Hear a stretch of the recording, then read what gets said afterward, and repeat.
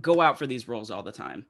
And I don't typically go out for leading roles. This was the first time I went out for a role that was going to be top billed ever. And I've gone out for a lot of trans roles. So that was huge because, there's, without, potentially talking on other talking points that we might get into, there's obviously bigger desires I have as an actor than just playing one type of thing. But if I'm gonna play a trans character, I need it to be done well written, and B, I do want it to be meaty. I do want it to be substantial. So that was huge for me.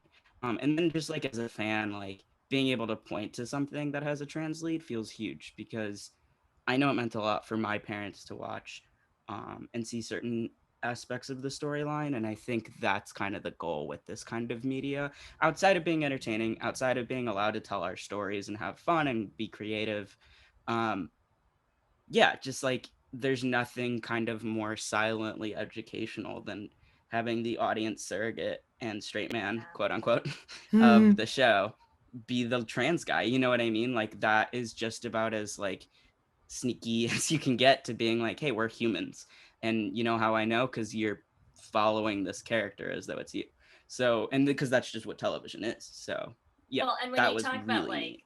silently educational too, or like subtly educational, like, um, man, I mean, this it hits so many marks, in terms of like normalizing so many things, in terms of like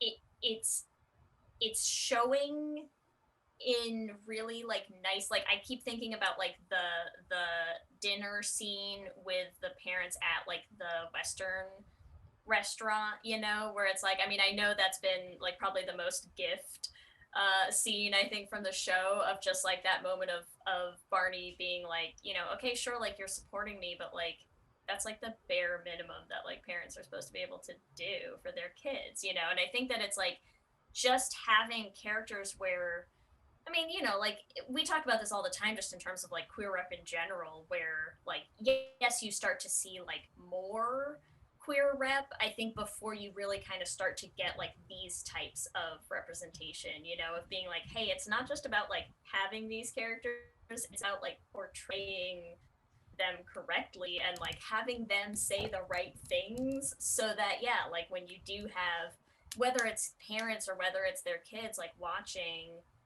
and like getting to see that and hear it said out loud, that like that's the stuff that starts to get through, like that's such an important thing to have a trans character say, like, on your TV show. That's enormous.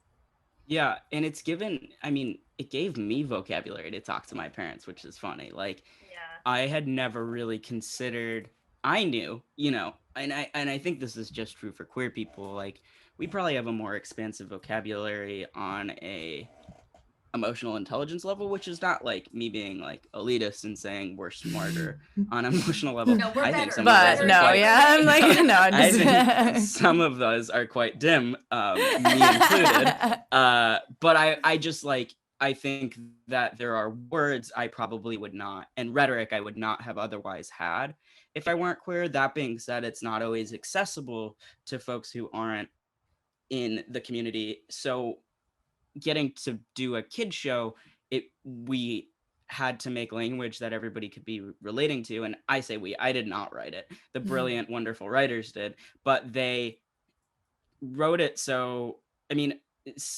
they manage nuance without beating us over the head with it. They're not screaming like, we're trans, use my pronouns, blah, blah, blah. It's like, hey, a subtle thing you could do is back me up when someone doesn't use my pronouns. You know what I mean? And that's such a, and he doesn't even say those words. He just says it's when someone is being hateful, like it would just be nice to know you have my back, which is such a relatable thing for a kid, no Yeah. matter what their identity is. And it was really cool because I was talking to my mom today and I was like, yeah, we were talking about something, and I told her, I was like, I did an interview recently where we were talking about that scene, and we were just talking about how like nobody asks to be born, and that sounds grim, but I just mean like, if you're gonna bring a kid into the world, like be prepared to do all the things that come with that. And sometimes it's not just rent and food. It's, you know, emotional support. And